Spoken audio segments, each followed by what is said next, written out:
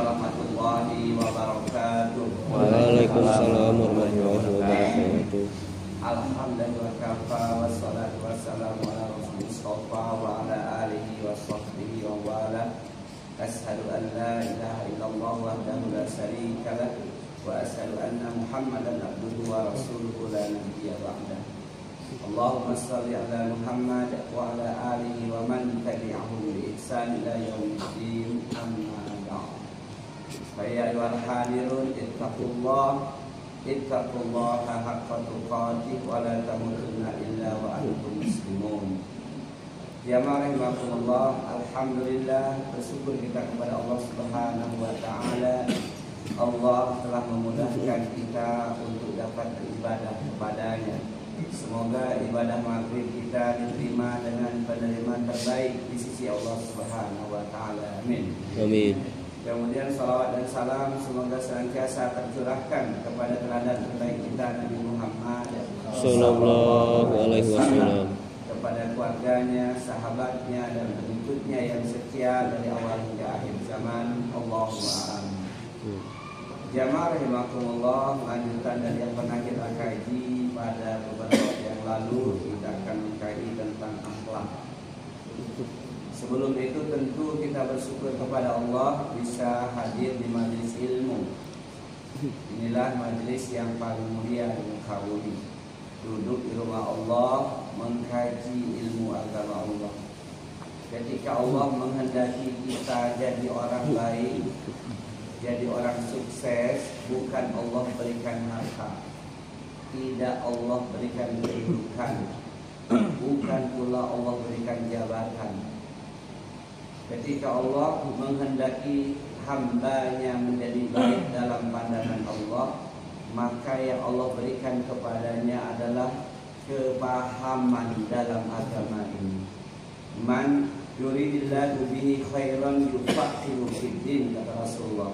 Siapa saja yang dikehendaki oleh Allah untuk menjadi hamba yang baik, maka Allah pahamkan agama.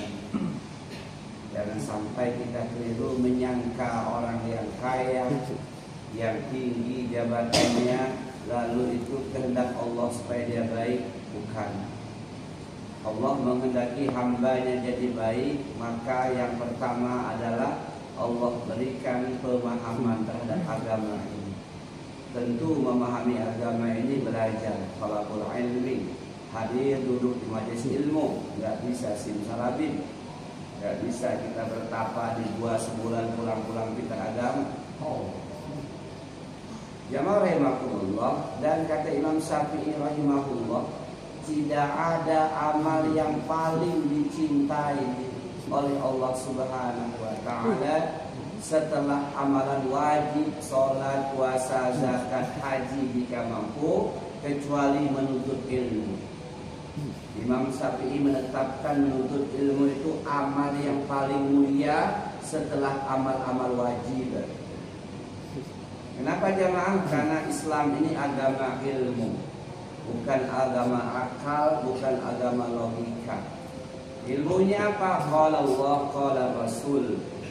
Sehingga dua patokan utama itulah yang menjadi sumber ilmu kita.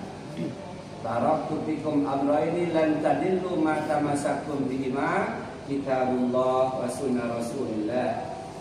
Sabda Nabi kita Muhammad SAW, aku tinggalkan kepada kalian dua hal. Rasul kita tidak meninggalkan istana, Rasul tidak meninggalkan kebun kurma, Rasul tidak meninggalkan harta, dinar dan dirham untuk umatnya.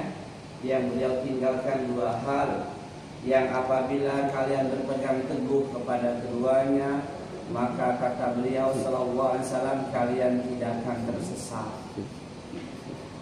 kalian tidak akan berpayah-payah dengan agama ini, kalian tidak akan lelah. Karena ada orang saking semangatnya beramal, enggak melihat lagi ada dalil atau tidak, hanya menggunakan perkataan manusia, lalu dia berpayah-payah, dia menyangka telah beramal, padahal sesungguhnya Rasulnya tidak pernah mengajarkannya dan tidak pernah mencontohkannya.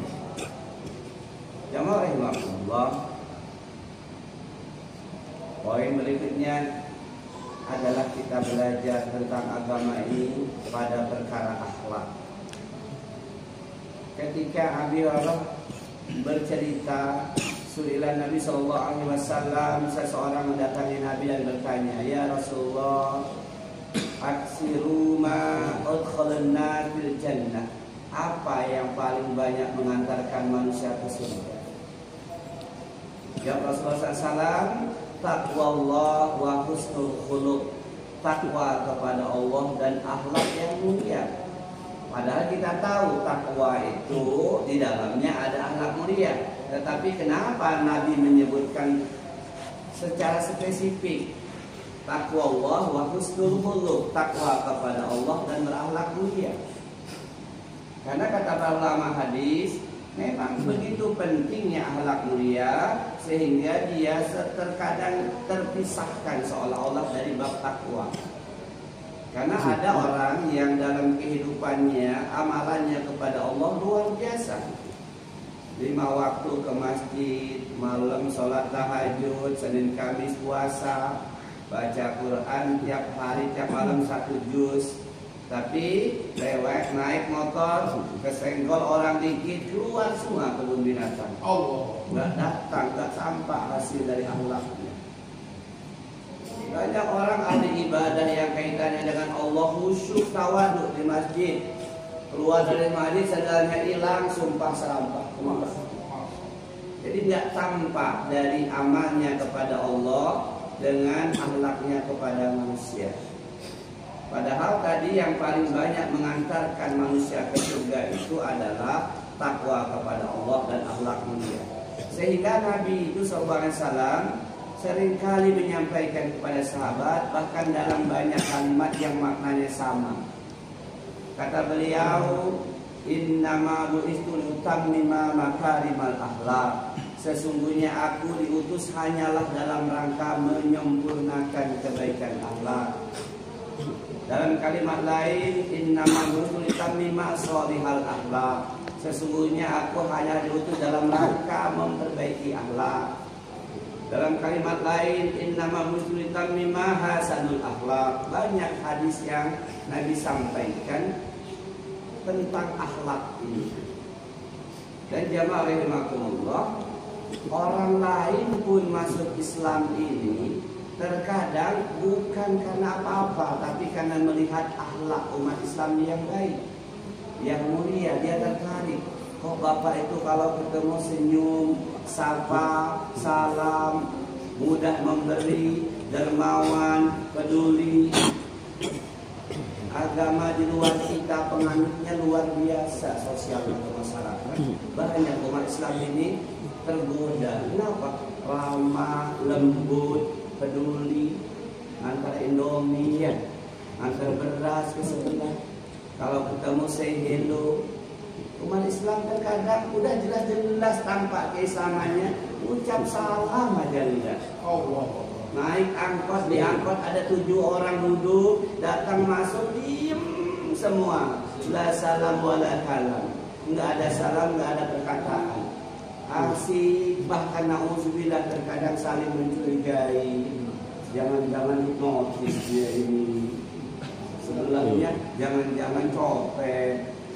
Padahal Islam mengajarkan badrus salam, sebarkanlah salam, baik kepada orang yang kamu kenal atau orang yang tidak kamu kenal, kecuali dia sudah menampakkan kekafirannya pakai salib gede, perlu kita salam. Memang betul kata Rasulullah, nanti akhir zaman itu sebagian umat Islam ini hanya mengucapkan salam kepada orang yang dikenalnya saja. Kalau nggak kenal nggak mau dia, padahal sama jenggotnya sama panjang. Dan jelas Islam, tapi nggak mau dia, nggak kenal.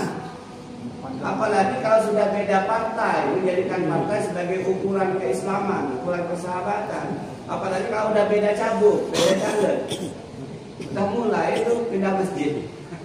Kenapa nggak nama lagi? Masjid sebelah dukung A, kami dukung B. Astagfirullahaladzim. Beda seragam, majlis taklim nggak datang pada sebelah rumahnya. Pengajian nggak datang, kenapa? Lain mereka itu taklimnya bajunya hijau-hijau, kami kuning. semakin jauh kita jemaah. Akhlak semakin jauh. Kalau dengan orang yang dikenal, salamnya, mesranya pelukan, cipika-cipiki. Ya. Tapi kalau nggak satu golongan, salamannya tangan kemana, muka kemana. Apa kabar? Woi, bukan gua di sini ada dia. Akhlak kita jamaah Allah harus kita evaluasi, saya dan kita semua. Karena Nabi tadi bersabda dalam banyak kalimat, sesungguhnya aku diutus hanyalah dalam rangka menyempurnakan kebaikan akhlak. Nah selanjutnya jamaah rahimakumullah, kalau kita bicara akhlak mulia, luar biasa. Kata Rasulullah SAW, "Ma min muslimi yamutu fayashhadu arba'atun min jiranil adnaina annahum la ya'lamuna minhu illa khairan." Tidaklah ada satu orang Islam yang meninggal dunia, kemudian ada kesaksian 4 orang tetangga dekatnya, kami tidak mengetahui dari si fulan kecuali dia orang baik. Jadi kalau ada yang meninggal tetangga, lalu orang sekitar bilang, yang kami tahu dia orang baik. Apa kata Allah Subhanahu wa taala? Rasulullah bersabda, "Qad qabiltu qaulakum." Aku terima kesaksian kalian bahwa si fulan itu orang baik.